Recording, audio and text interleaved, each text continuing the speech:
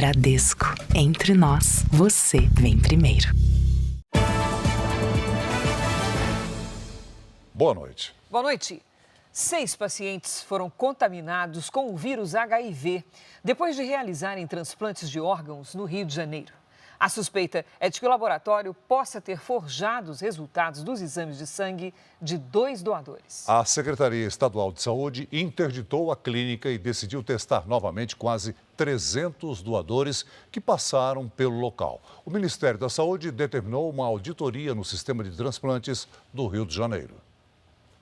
O laboratório em Nova Iguaçu, na Baixada Fluminense, foi interditado. A unidade, contratada emergencialmente pelo governo do Rio de Janeiro, emitiu laudo negativo para HIV de 2 doadores. Mas o resultado estaria errado, o que acabou infectando os pacientes que receberam órgãos transplantados. Este doador teria tido um laudo negativo com o exame à época. Sim. Nós temos hoje 2 doadores e 6 receptores que foram contaminados com essa situação. A primeira notificação ao Ministério da Saúde foi no dia 13 de setembro, quando todas as testagens foram interrompidas na unidade e transferidas para o Hemorrio, na capital fluminense. No início de outubro, um segundo caso foi comunicado. Desde então, o laboratório ficou impedido de prestar serviços em todo o país.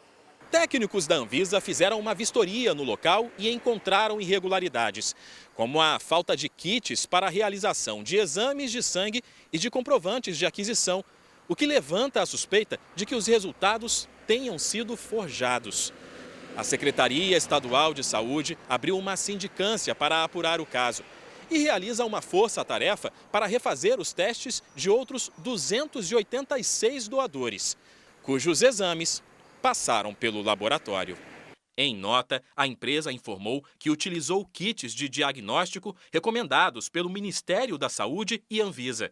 Afirmou ainda que vai dar suporte médico e psicológico aos pacientes infectados e que está à disposição das autoridades. O Ministério da Saúde determinou que o SUS faça uma auditoria no sistema de transplantes do Rio. O caso é considerado inédito e sem precedentes no país. O Brasil é referência em transplantes no mundo.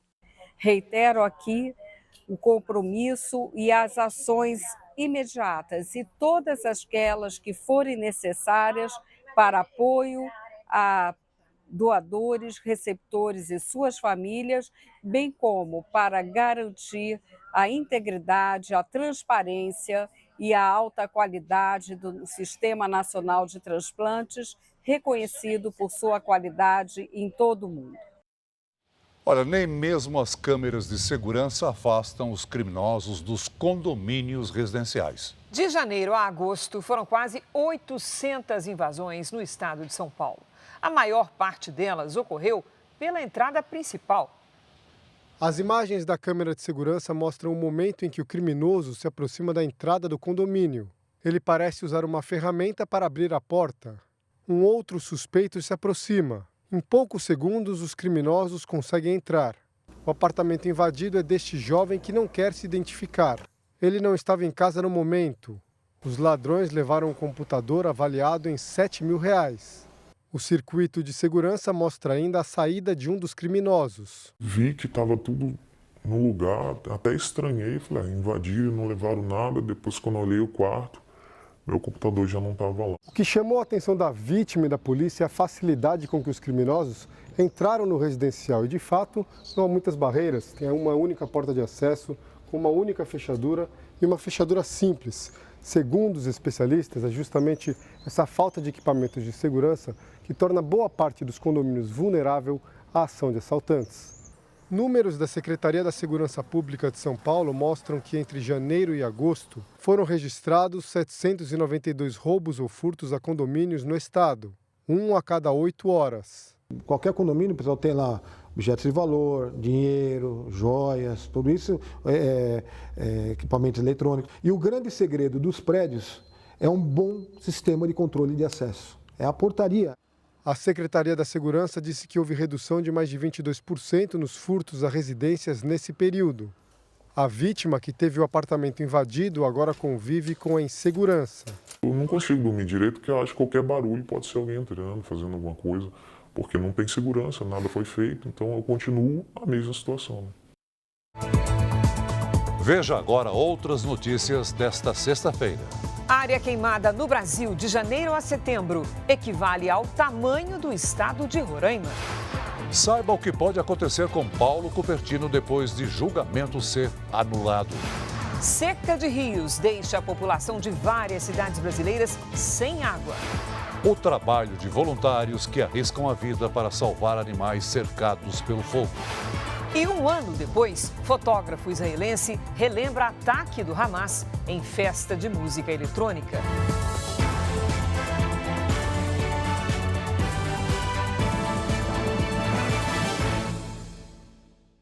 Oferecimento: Crédito Bradesco. Dinheiro na hora em 3 cliques pelo app.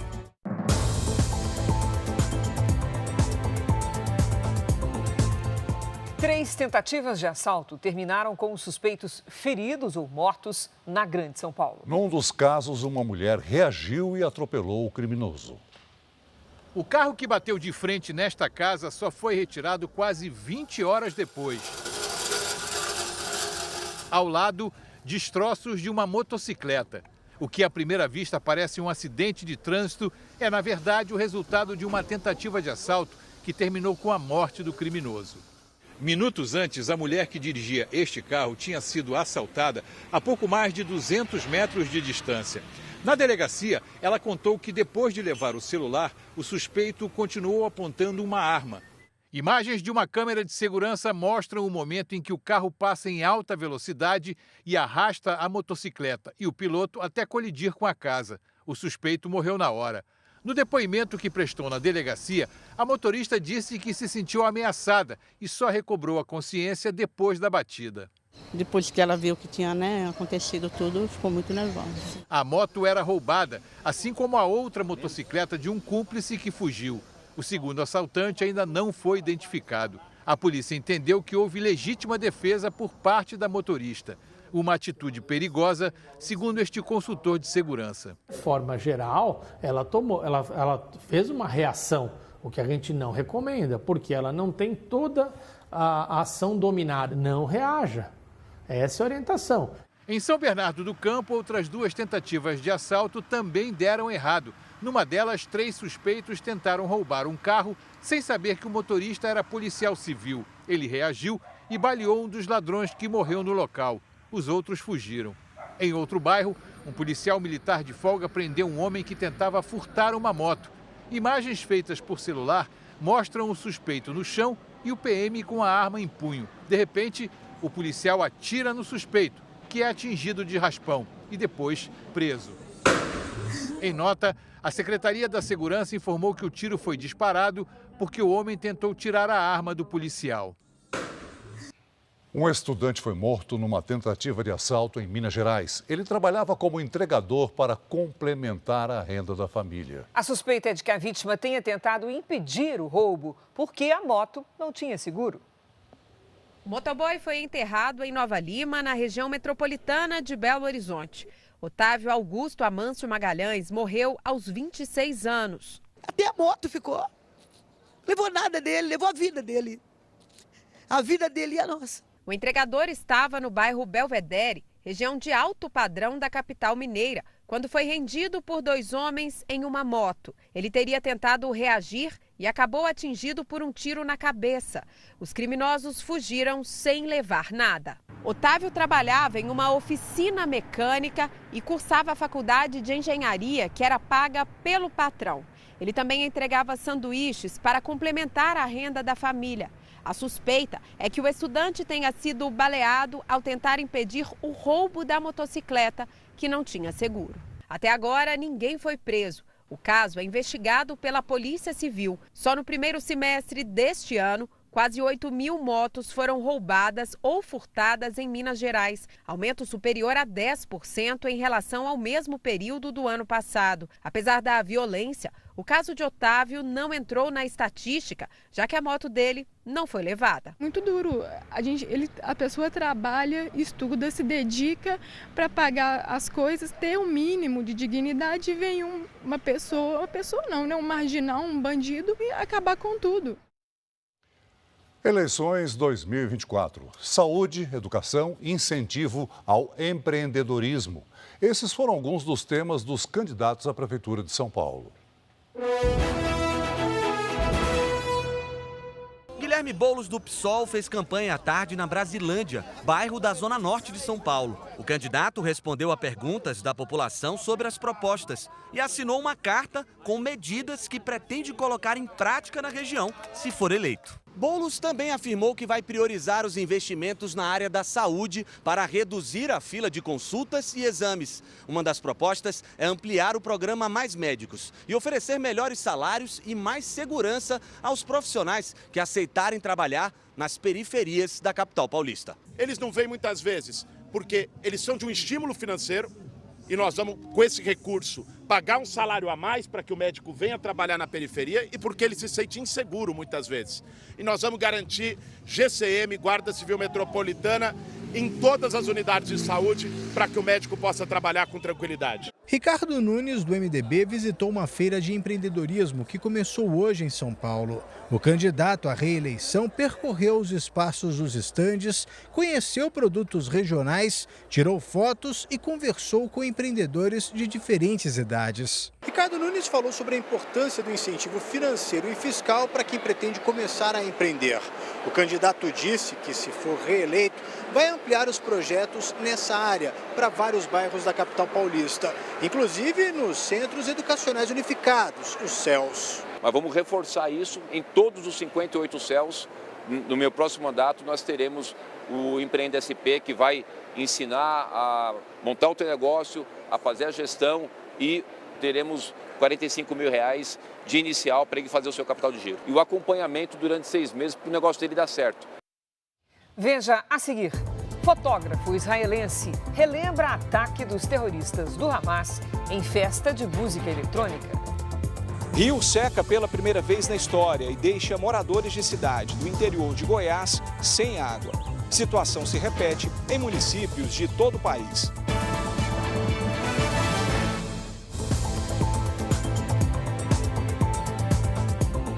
Os sites de apostas online que não têm autorização do Ministério da Fazenda começaram a ser retirados do ar hoje pela Agência Nacional de Telecomunicações. São 2.040 páginas irregulares. Foram autorizadas a funcionar até o fim do ano 96 empresas que gerenciam 213 plataformas. Outras 18 empresas têm autorizações estaduais. O presidente Lula esteve hoje em Fortaleza, no Ceará, para a inauguração de unidades do programa Minha Casa Minha Vida e para a entrega de ônibus escolares. Antes das agendas na capital cearense, o presidente Lula disse a uma rádio de Fortaleza que o ministro da Defesa vai ser mantido no cargo. O José Múcio é uma pessoa que eu tenho uma amizade profunda, um respeito profundo, sabe? Eu gosto muito dele. Ele me ligou, sabe, apavorado, porque acho que eu falei alguma coisa que não devia ter falado, não sei como é que eu falei. José Múcio, não se preocupe. Aquilo que a gente falou já está falado, já foi explorado. Esqueça e toca o barco para frente. Na terça-feira, durante um evento na Confederação Nacional da Indústria, Múcio afirmou que questões ideológicas impediram a conclusão de uma licitação feita pelo Exército Brasileiro para a compra de 36 viaturas blindadas. Fontes do governo de Israel atribuem a paralisação da licitação ao assessor especial da presidência, Celso Amorim. Depois, o presidente Lula participou da solenidade de entrega de 1.296 apartamentos do programa Minha Casa Minha Vida, em um conjunto habitacional na periferia de Fortaleza. As famílias beneficiadas receberam as chaves durante a cerimônia. No segundo compromisso do dia, Lula entregou ônibus escolares para 113 municípios do Ceará, comprados com recursos do novo PAC. O investimento foi de R$51 milhões. Os veículos vão atender mais de 13 mil estudantes, matriculados no ensino fundamental, no ensino médio e nas escolas da zona rural. Eu andava 6 quilômetros a pé para ir para o Senai fazer um curso todo santo dia. Eu sei como é difícil E eu sei como é difícil uma menina, um menino de 10 anos, de 8 anos, de 14 anos, sair de casa e andar 15 quilômetros com chuva, tendo que embrulhar a roupa da escola no papel plástico para poder vestir quando chega na escola.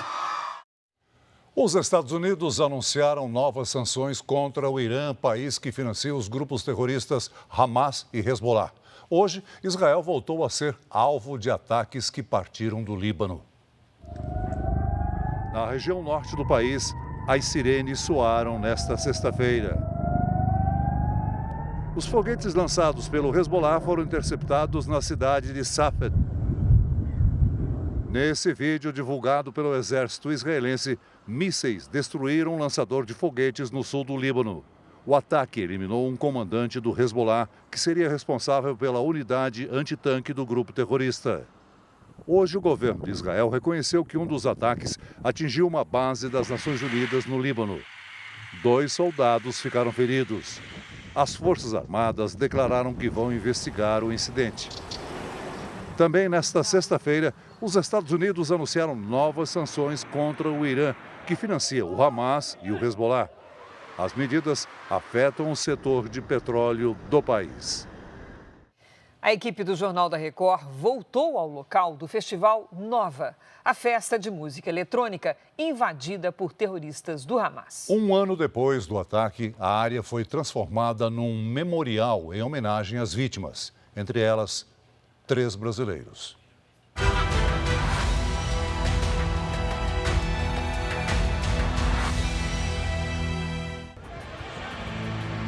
As imagens de centenas de jovens fugindo dos terroristas mostraram ao mundo a violência do Hamas.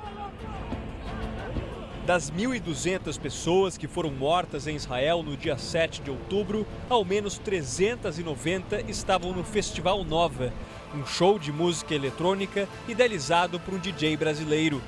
Quem não conseguiu fugir acabou refém dos terroristas. O festival, na região de Be'eri, era próximo à faixa de Gaza e foi um dos primeiros lugares atacados. Shai é um dos sobreviventes. Eles vieram aqui, desta área. A gente não via eles, por causa das árvores, mas escutávamos os tiros, explosões, gritos. O fotógrafo levou a câmera para registrar o primeiro festival da vida e acabou documentando um ataque terrorista. O ataque no festival de música aconteceu nas primeiras horas da manhã. Os terroristas chegaram do norte e do sul, atirando por todos os lados. As pessoas não sabiam para onde correr e buscaram abrigo até na copa das árvores. Não tinha local seguro. A gente não sabia de onde vinha o perigo.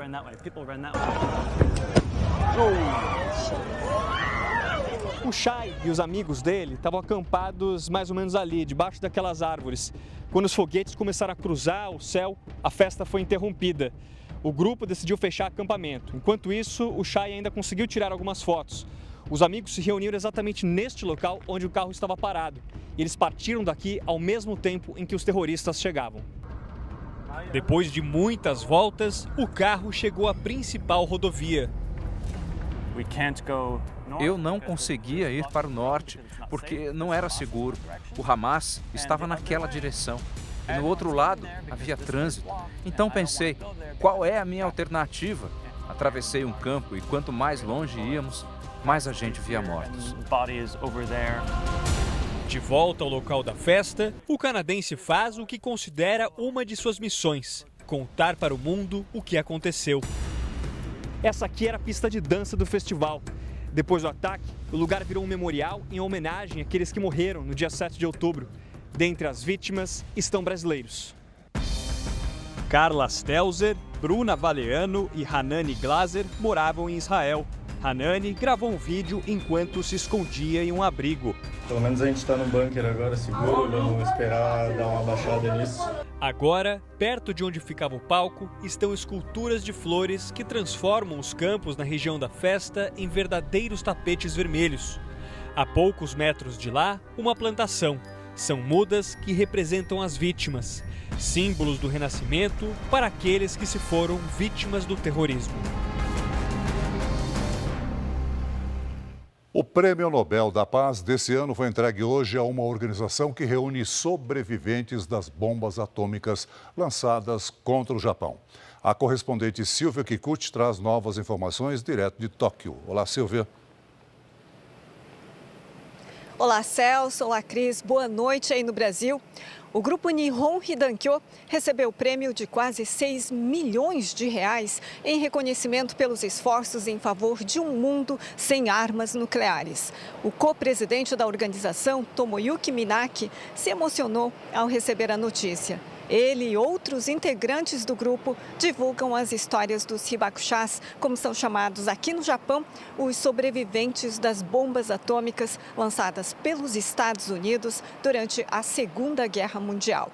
As explosões mataram 200 mil pessoas nas cidades de Hiroshima e Nagasaki. A organização foi fundada 11 anos depois dos ataques. Para o Comitê do Nobel, o prêmio alerta para as ameaças de uso de armas de alto poder de destruição por potências nucleares. Celso, Cris. Obrigado, Silvia. Veja a seguir. Chuva forte provoca vazamento no plenário da Câmara dos Deputados em Brasília. Polícia encontra granadas e explosivos em carros abandonados ao lado de escolas no Rio de Janeiro. Depois de manobra que anulou o julgamento, veja o que pode acontecer com Paulo Cupertino, acusado de matar o ator Rafael Miguel e a família.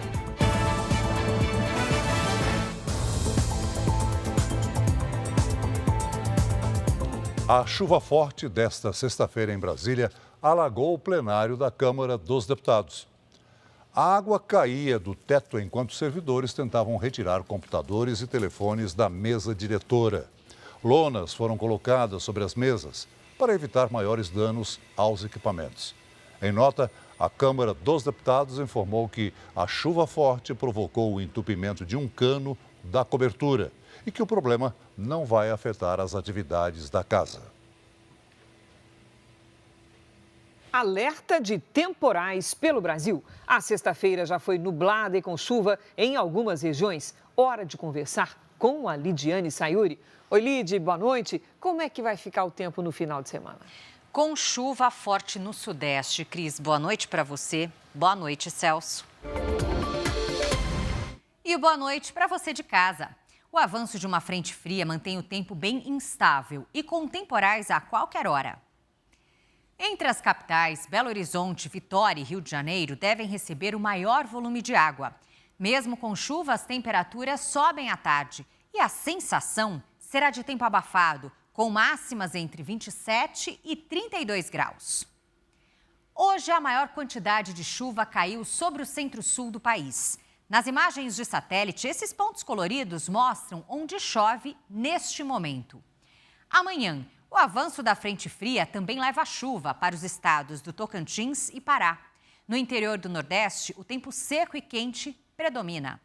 No giro de temperaturas, faz 23 graus em Porto Alegre. Em São Paulo, 28. Em Brasília, 31. Em São Luís, 32. E até 38 em Manaus. Tempo delivery. O Adilson é da cidade de Mafra, Santa Catarina. Boa noite, Adilson. Neste fim de semana, a chuva dá uma trégua por aí. As máximas ficam entre 26 e 21 graus. Na segunda, chove à tarde, faz até 23. O Kleber é de Campina Grande, na Paraíba. Bem-vindo, Kleber. O sábado ainda vai ter chuva passageira à tarde, faz até 29 graus. A partir de domingo, o tempo firme volta e esquenta mais, até os 30. Na segunda, máxima de 29, com sol entre nuvens. Apareça por aqui também. Para participar é simples, basta postar seu pedido nas redes sociais com o nome de uma cidade e a hashtag você no JR. Cris, Celso. Obrigada, Lidy. Nos Estados Unidos, o presidente Joe Biden disse hoje que os prejuízos causados pelo furacão Milton podem chegar ao equivalente a 286 bilhões de reais. O número de mortos subiu para 16. Moradores de cidades da Flórida tentam retomar a rotina. Em Clearwater, os apartamentos desse conjunto habitacional ainda estão alagados. Máquinas retiram das ruas toneladas de ferro retorcido e outros destroços que foram arrastados pelo furacão. Pelo menos 2 milhões de pessoas ainda estão sem energia elétrica. A polícia britânica recebeu mais de 40 denúncias de estupro ou agressão sexual contra o bilionário egípcio Mohammed Al-Fayed, morto no ano passado. No total, são mais de 60 acusações formais. Os crimes teriam acontecido entre 1979 e 2013. Mohammed Al-Fayed era dono de uma famosa loja de departamento no Reino Unido e pai do namorado da princesa Diana. Um incêndio de grandes proporções atingiu uma fábrica de produtos químicos em Sertãozinho, no interior de São Paulo. O fogo teria começado depois que uma explosão atingiu um caminhão com produtos químicos. Segundo os bombeiros, 3 pessoas foram socorridas com queimaduras e 6 por inalar fumaça.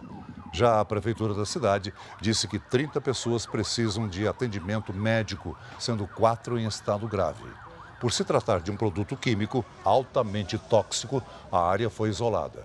Moradores de 50 casas tiveram que deixar os imóveis. O Jornal da Record faz uma pausa para o horário eleitoral. Nós voltamos logo em seguida para você saber o que acontece com Paulo Cupertino após a anulação do julgamento pela morte do ator Rafael Miguel.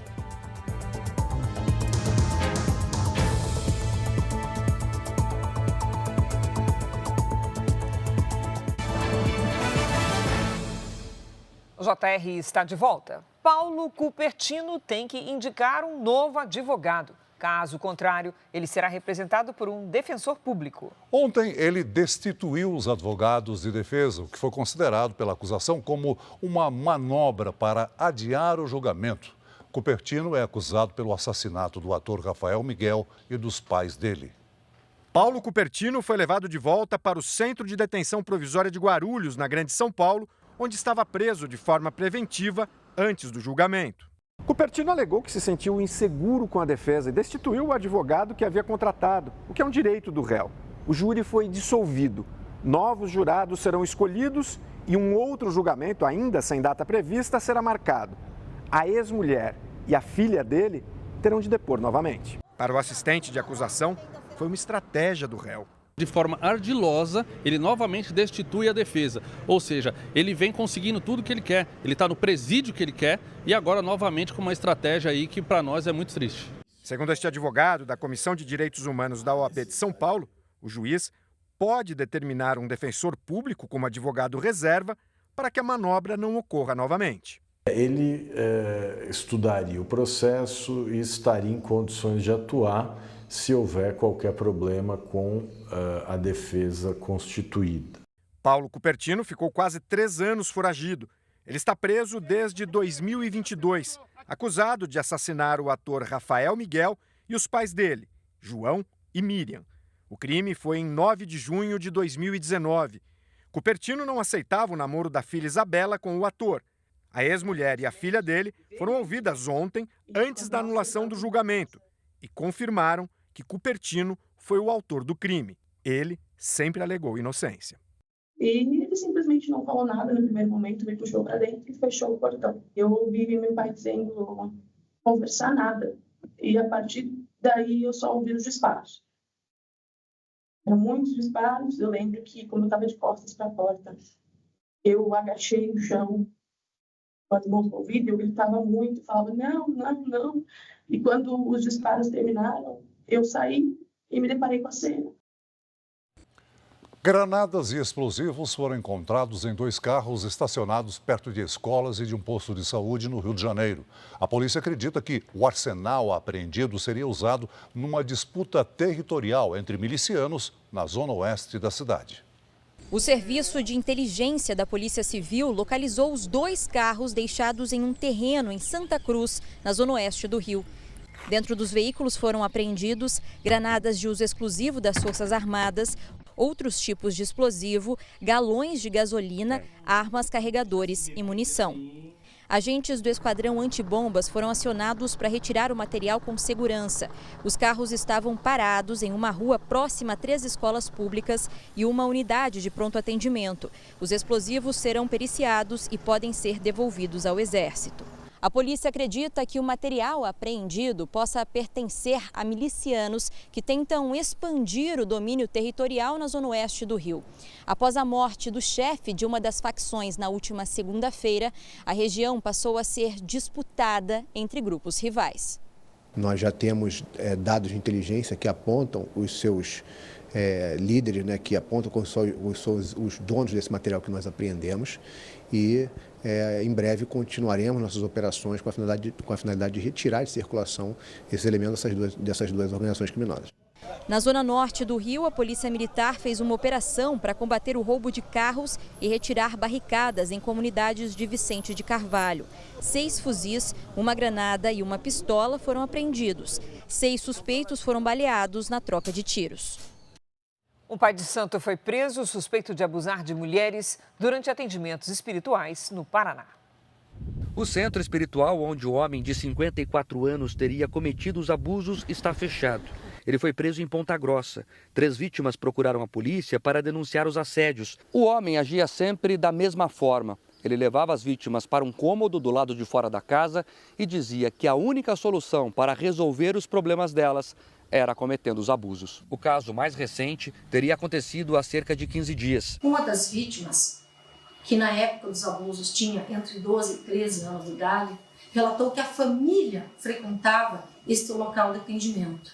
E, por vezes, este agressor solicitava para que esta menina ficasse sozinha com ele na sala de atendimento, momento em que os abusos ocorriam. O advogado de uma das vítimas afirmou que o pai de santo enganava as mulheres. Se utilizava da ingenuidade da vítima, relatando que, em razão de que o trabalho feito contra ela foi dessa forma, tendo relação sexual, ela também necessitava, para desfazer o trabalho, fazer tendo relações sexuais com o guia espiritual. O homem foi preso preventivamente pelos crimes de estupro de vulnerável e violação sexual mediante fraude, crime em que o autor tenta enganar a vítima, afirmando que o ato é necessário por algum motivo.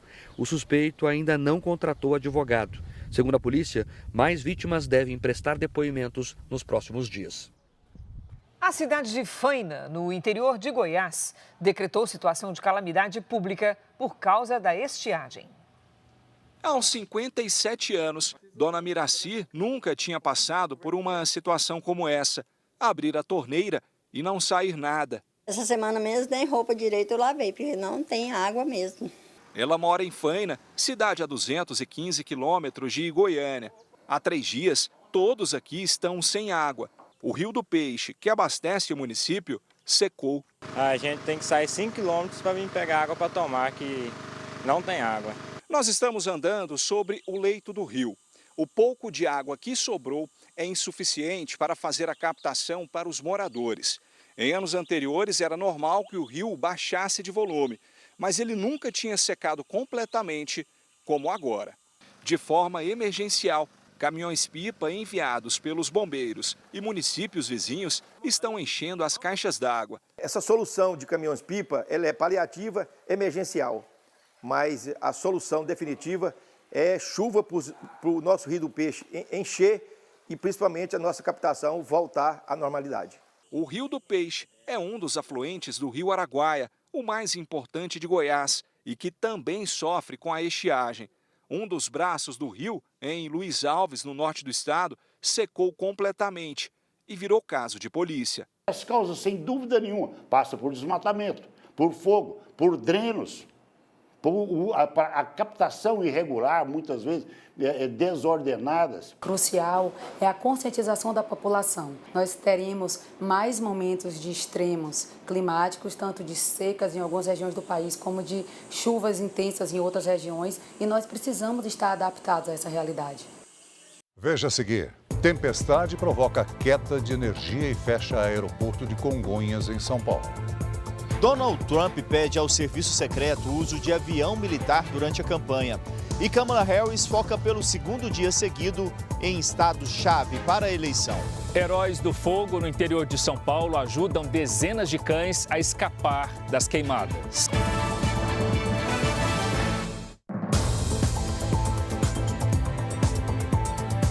Eleições americanas. O republicano Donald Trump pediu aviões militares para garantir a segurança na campanha. Já a democrata Kamala Harris sugeriu criar um comitê bipartidário para receber conselhos durante um possível mandato.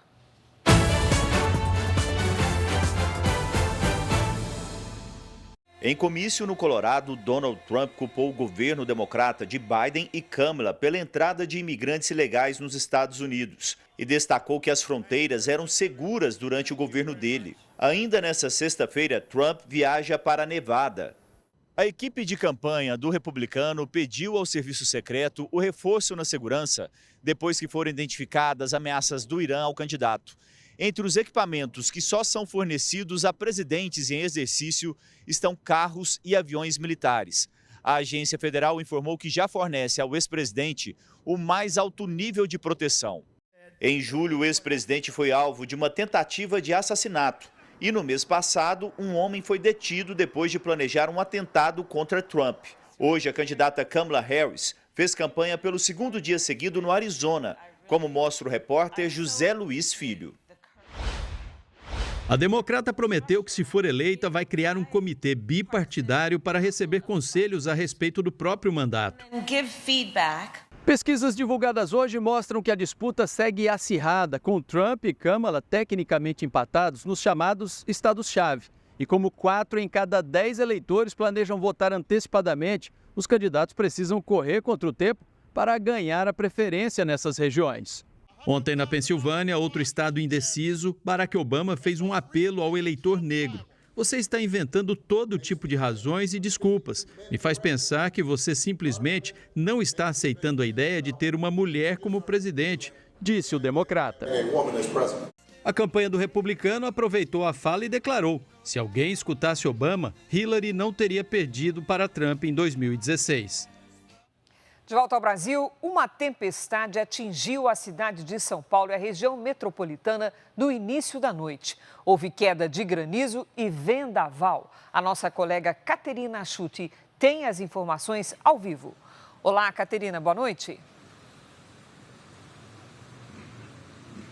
Boa noite, Cris. Boa noite, Celso. Boa noite a todos que nos acompanham. Olha, as rajadas de vento chegaram a quase 90 quilômetros por hora na zona oeste da capital paulista. De acordo com o Centro de Gerenciamento de Emergência, às 7h30 da noite, toda a cidade ficou em estado de atenção para alagamentos. Alguns bairros ficaram sem luz. Por causa do temporal, o aeroporto de Congonhas ficou fechado para pousos e decolagens por 20 minutos. Passageiros que estavam prestes a decolar registraram a chuva de dentro das aeronaves. A força do vento derrubou essa árvore que caiu em cima de um restaurante também no centro da cidade. No interior do estado também choveu forte. De acordo com a Defesa Civil, a queda de um muro matou 3 pessoas agora há pouco em Bauru. Cris, Celso. Obrigada, Caterina. O Brasil teve mais de 22 milhões de hectares de área queimada até setembro, segundo o relatório divulgado hoje. O total é 150% maior do que no mesmo período do ano passado. A área queimada nos primeiros 9 meses do ano equivale ao tamanho do estado de Roraima. Só em setembro, mês do pico da seca, foram mais de 10 milhões de hectares, um aumento de 90% em relação a agosto. Entre janeiro e setembro, foram mais de 22 milhões de hectares queimados. Os estados mais afetados foram Mato Grosso, Pará e Tocantins. Todos fazem parte da Amazônia Legal. Os dados estão no relatório do MAP Biomas, projeto que monitora o território nacional. O desmatamento em si, ele já causa uma mudança no microclima.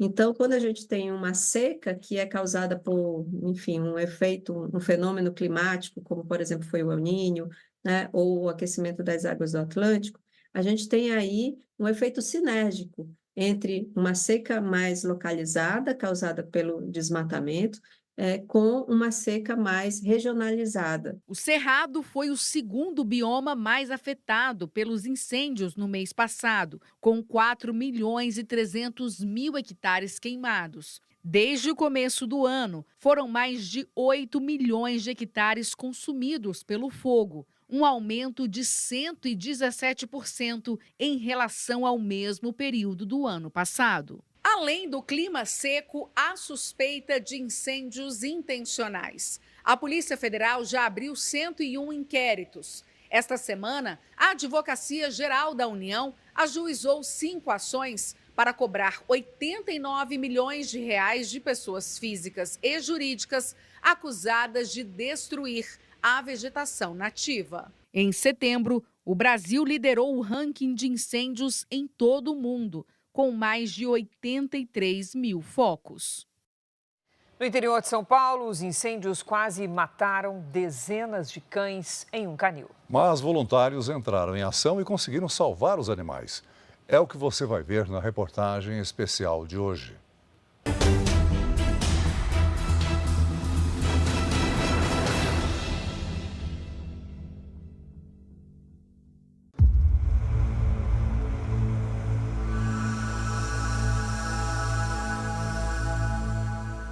Quem olhava para o céu ficava impressionado com o que se via no interior de São Paulo. Um incêndio fora de controle que começou no campo e seguiu para uma propriedade onde estavam dezenas de cachorros fechados. Olha isso, gente.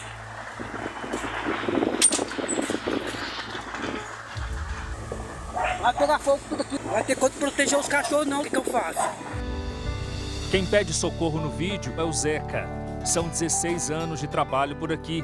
Ele cuida de quase 50 cães que foram ameaçados por um incêndio que começou numa lavoura de cana-de-açúcar e avançou para a área do canil. Foi feio mesmo. Você tá louco isso daqui? Portanto, é do fogo que beirou tudo isso daqui e a fumaça. Esse dia a gente estava de folga, né? Eu sou funcionário público e era um feriado na cidade. E eu tinha saído para levar a minha cachorrinha para o pet shop para tomar banho. Aí quando eu vi toda a fumaça, falou, vamos? Falei, vamos. O socorro era arriscado. Para ajudar os animais, veículos teriam de atravessar um corredor de fogo que se formou ao longo da estrada. A ameaça vinha de todos os lados. O primeiro desafio para esses 2 homens. Os 2 lados das árvores pegando fogo, árvore, galhos caídos no chão. Aí falei até pro Renan, falei, eu vou passar. Aí ele falou, vai passar? Eu falei, vou passar. A cidade de Brodowski, no interior de São Paulo, tem 25 mil habitantes e não possui base do Corpo de Bombeiros. Tadeu e Renan são voluntários na Defesa Civil. A gente deu a volta e acabou chegando aqui e se deparando com uma cena de filme, vamos dizer, né? Seu Armando mora na região. Quando soube que o fogo podia matar os animais, se juntou a Renan e ao Tadeu. Foi uma situação, uma calamidade, né? Um negócio meio estranho, foi difícil. O senhor, mesmo fazendo hemodiálise, o senhor quis ajudar? Fazer o que posso, né?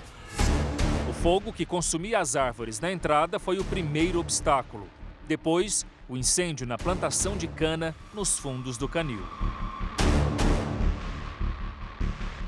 Quando ele está pegando na palhada, o próprio vento joga para cima pedaços de palha onde cai em outra parte seca, que é onde faz incendiar vários outros locais. Havia pouco tempo para salvar os cães e muito fogo ao redor. As chamas avançavam pela entrada da área e também em outros pontos da propriedade. Os voluntários eram poucos, mas a estratégia definida na força-tarefa para preservar o canil deu resultado.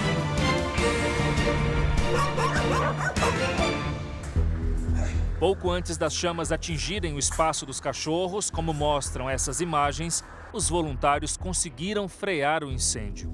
Dentro do canil, Zeca também tentava proteger os animais. Joguei água em cima do canil tudo. O senhor molhou aqui o canil onde eles estavam? Molhei tudo. Por quê? Para evitar o fogo, né? Se pulasse fogo, né? E para refrescar os cachorros também. Em São Paulo, em um mês, foram 4.242 focos de incêndio. Em Brodowski, enquanto acontecia a ocorrência no canil, os bombeiros atendiam outra área perto de Ribeirão Preto. E eles conseguiram aqui nesse ponto específico, antes inclusive da nossa chegada, já fazer todo o atendimento. O controle total do fogo levou quase 1 hora. Os voluntários usaram toda a água que havia na viatura, cerca de 600 litros, mais 10 mil que estavam no caminhão-pipa, que dava apoio na força-tarefa. Felizmente, nenhum dos cachorros aqui do canil ficou ferido. A gente sabe que foi um ato de heroísmo. A gente sente que ajudou. A gente foi útil, né? Ajudou e cumpriu o dever, né?